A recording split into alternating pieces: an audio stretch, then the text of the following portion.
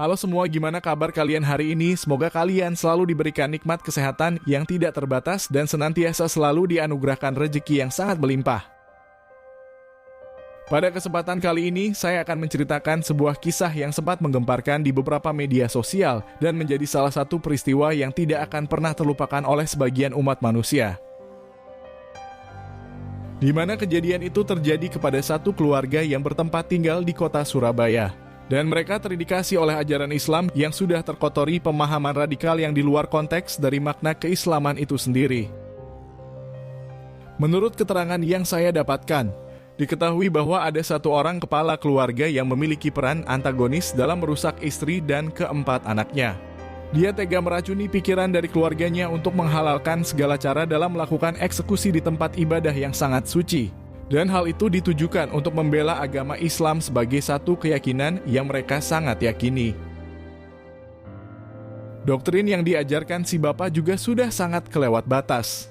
Dia mencuci otak keempat anaknya untuk membenci umat manusia, terutama yang tinggal di Indonesia. Sebab menurutnya negara ini sudah jauh dari syariat ajaran Islam. Dan semua yang tinggal di sini dianggap najis oleh mereka. Hingga atas pemahaman yang salah itu kemudian mengantarkan satu keluarga tersebut untuk melancarkan aksinya, keenamnya kemudian melakukan penyerangan ke 3 tempat ibadah yang berbeda di pusat kota Surabaya. Dengan doktrin menuju surga lewat jalur yang istimewa, mereka semua kemudian membawa seperangkat amunisi yang tertempel pada tubuhnya.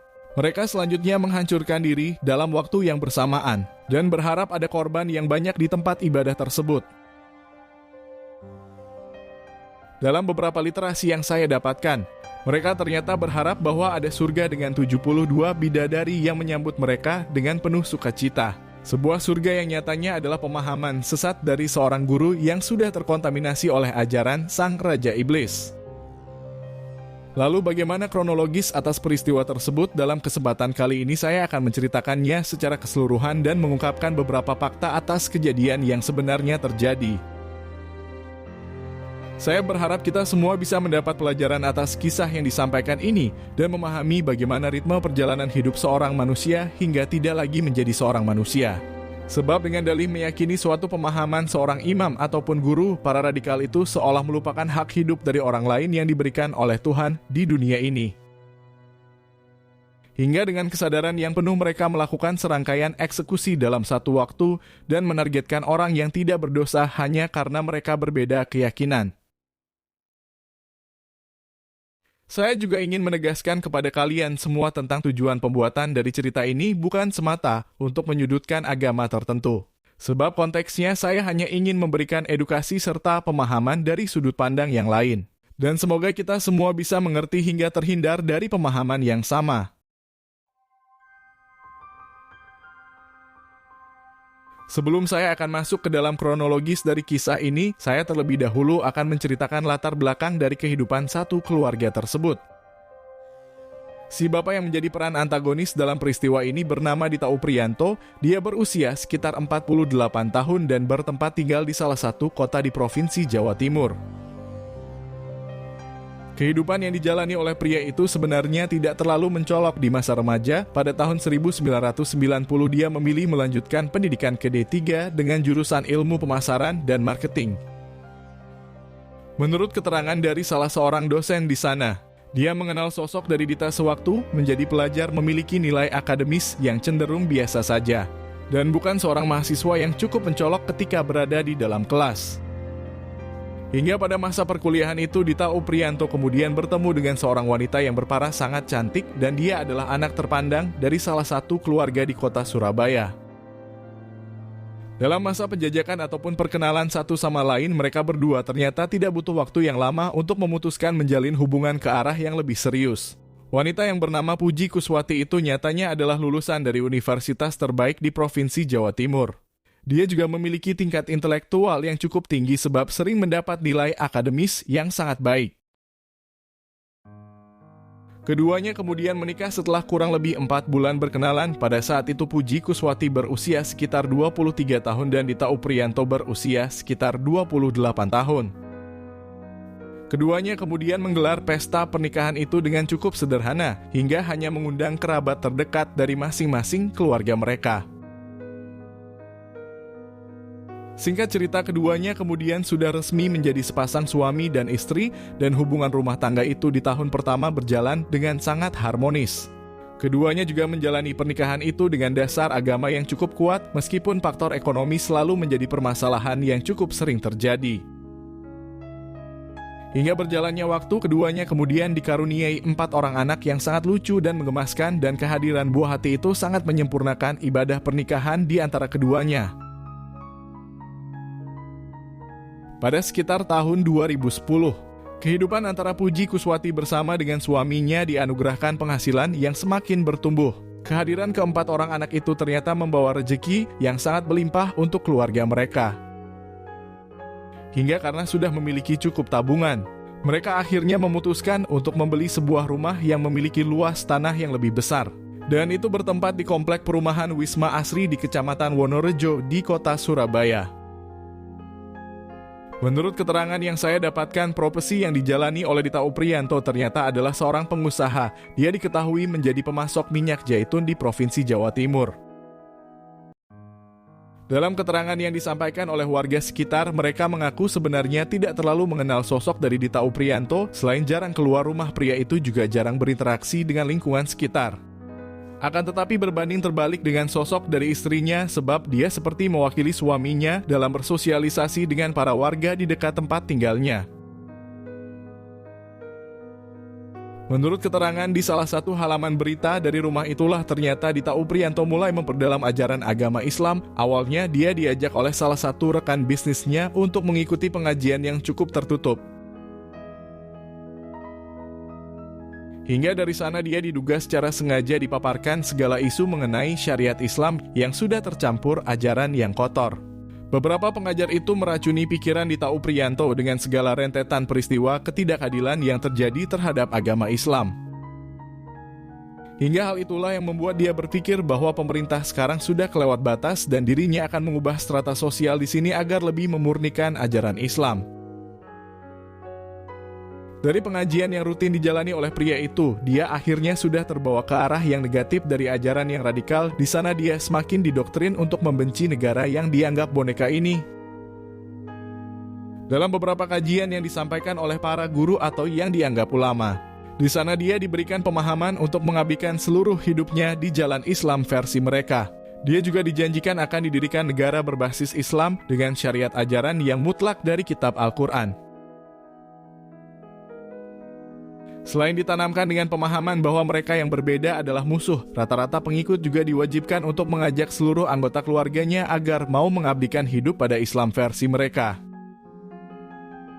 Hingga jika mereka sampai berani menolak, maka tidak ada salahnya melakukan tindakan secara fisik, sebab hal itu demi mengajak mereka ke jalan yang baik serta kemurnian yang sejati sebagai seorang muslim. Menurut keterangan yang saya dapatkan, setelah menyerap ilmu yang banyak dari beberapa guru di tempat pengajian tersebut, Dita Upriyanto kemudian secara perlahan memberitahukan hal itu kepada istrinya. Hingga akhirnya Puji Kuswati kemudian memutuskan untuk mengikuti suaminya dengan pemahaman dan doktrin ajaran agama Islam yang baru. Permulaan awal dari mereka yang sudah terpapar dengan ajaran radikal itu adalah penarikan diri secara terang-terangan dari sosialisasi di lingkungan sekitar. Mereka bahkan melarang seluruh anggota keluarganya untuk sekedar berinteraksi dalam waktu yang lama dengan para tetangga terdekat. Hal itu juga kemudian yang terjadi kepada keluarga Dita Upriyanto. Dia bahkan tidak memperbolehkan keempat anaknya untuk main di luar rumah. Dan mereka juga dilarang berkomunikasi dengan warga sekitar tempat tinggal mereka. Selain itu, Dita Upriyanto juga sering mencuci pemikiran keempat anaknya dengan ajaran Islam versi gurunya. Dia bahkan memberikan banyak konten yang menyajikan penindasan terhadap kaum muslim yang terjadi di luar negeri maupun di dalam negeri. Hingga setiap pemaparan yang disampaikan oleh bapaknya tersebut, keempat anaknya itu kemudian mulai memahami ajaran Islam dengan penuh kebencian terhadap umat Islam yang lain ataupun umat yang beda agama. Hingga sekitar beberapa bulan kemudian satu keluarga itu sudah resmi memiliki pemahaman yang keras.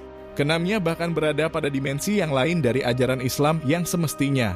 Dan tindakan melakukan eksekusi kepada orang yang berbeda keyakinan adalah suatu hal yang boleh ataupun wajib dilakukan.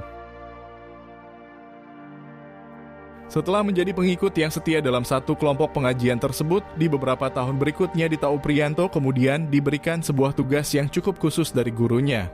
Ketika itu dia dijadikan sebagai seorang ketua di kelompok tersebut dalam basis di wilayah Provinsi Jawa Timur. Para guru menyebut bahwa Dita Upriyanto sangat diapresiasi karena dedikasinya yang tinggi terhadap kelompok tersebut. Singkat cerita dari sana, para guru radikal itu kemudian akan merencanakan suatu aksi yang akan dilakukan di wilayah Jawa Timur. Mereka ingin dianggap sebagai kelompok yang besar dan ingin terlihat memiliki jaringan yang cukup luas. Dalam hal ini saya tidak mendapat keterangan mengenai alasan akhirnya keluarga Dita Upriyanto yang akan dijadikan pengantin. Kemungkinan besar dia memang mengusulkan diri dan ingin sekali berada di surga dalam formasi yang lengkap satu keluarga. Rencana itu akhirnya disusun secara sistematis. Dita Upriyanto juga memberitahukan hal tersebut kepada istri dan keempat anaknya. Dalam hal ini mungkin kita akan berpikir bahwa tindakan yang dilakukan oleh mereka adalah sebuah kebodohan, akan tetapi nyatanya dalih agama selalu mengubah sudut pandang secara mutlak dari pemikiran seseorang. Doktrin bahwa ketika mereka selesai melakukan aksi itu adalah jaminan surga yang abadi adalah pondasi yang kuat. Dan siapa yang tidak tergoda dengan kesucian surga hingga 72 bidadari yang berada di sana. Singkat cerita, waktu yang sudah dinanti akhirnya tiba. Menurut keterangan yang saya dapatkan, pada waktu subuh keluarga tersebut ternyata melaksanakan sholat berjamaah di masjid yang tidak jauh dari rumahnya. Selesai melakukan ibadah wajib tersebut, keenamnya bahkan sempat duduk di satu sudut ruangan di masjid tersebut. Mereka juga terlihat saling berdoa hingga saling terisak tangis satu sama lain. Sang ibu bahkan memeluk keempat anaknya dengan begitu sangat erat, dan pada momen itu warga sekitar melihat dengan sangat jelas kesedihan di raut wajah dari mereka. Singkat cerita, setelah persiapan sudah sesuai dengan rencana, keluarga itu kemudian bergegas untuk segera berangkat menuju ketiga gereja yang berbeda di pusat kota Surabaya. Saat itu Dita Upriyanto mengendarai sebuah mobil Avanza bersama dengan istri dan kedua anak perempuannya. Sementara dua anak laki-laki mengendarai sepeda motor Honda dengan amunisi yang dipangku di badan. Dan keduanya akan menuju ke gereja Santa Maria Tak Bercelah. Menurut keterangan yang saya dapatkan, satu keluarga itu berangkat pada jam 6:30 di hari Minggu di tanggal 13 di bulan 5 di tahun 2018. Saat itu suasana jalanan Surabaya sangat sepi dan terhitung lancar hingga Dita Upriyanto kemudian menurunkan istri dan kedua anak perempuannya di Gereja Kristen Indonesia Jalan Raya Diponegoro. Setelah menurunkan istri dan anaknya itu, Dita Upriyanto kemudian bergegas melanjutkan perjalanannya ke Gereja Pantekosta di Jalan Arjuno. Pada sebuah waktu yang sudah direncanakan secara sistematis, ketiga tempat itu kemudian dibombardir oleh satu keluarga tersebut. Kepanikan sangat jelas terekam dari beberapa kamera yang berhasil mengabadikannya, dan keenamnya akhirnya memberhentikan seluruh hidupnya dengan ajaran sesat dari keyakinan yang mereka yakini. Orang-orang yang tidak berdosa kemudian saling berjatuhan satu sama lain. Mereka tidak menyangka bahwa peristiwa tersebut akan terjadi di tempat yang semestinya mereka aman. Para orang tua yang kehilangan anggota keluarganya saling merangkul, mereka merasakan kesedihan yang tidak bisa ternilai dengan apapun itu. Dalam kejadian ini saya tidak bisa menceritakannya secara lebih detail, sebab mungkin dengan mendengar ceritanya saja kamu tidak akan kuat membayangkannya. Sebuah prolog dari kisah yang tentu sangat memprihatinkan. Tanpa mengurangi rasa hormat kepada keluarga dari korban, saya beranggapan bahwa Dita Upriyanto bersama Puji Kuswati dan keempat anaknya juga adalah korban. Mereka salah mengartikan ajaran Islam yang membawa kedamaian di muka bumi ini, dan ini sebagai pengingat bahwa setiap yang kita perbuat harus berlandaskan hati dan nurani. Tidak ada ajaran agama apapun yang mengajarkan sifat tercela tersebut. Mereka hanya dimanfaatkan untuk satu kepentingan yang sebenarnya mereka tidak mengerti. Semoga dari peristiwa ini kita bisa mengambil banyak pelajaran dari intisari yang terkandung di dalamnya, hingga pemahaman itu seketika akan hilang dengan kesadaran penuh dalam hal menjaga sebuah makna toleransi. Terima kasih sudah menonton video ini sampai habis. Beberapa keterangan memang admin sengaja tidak gambarkan secara keseluruhan, sebab admin takut ada kesalahan informasi yang didapatkan. Berikan dukungan kepada channel ini dengan menekan tombol suka dan tuliskan pendapat kamu di bawah kolom komentar.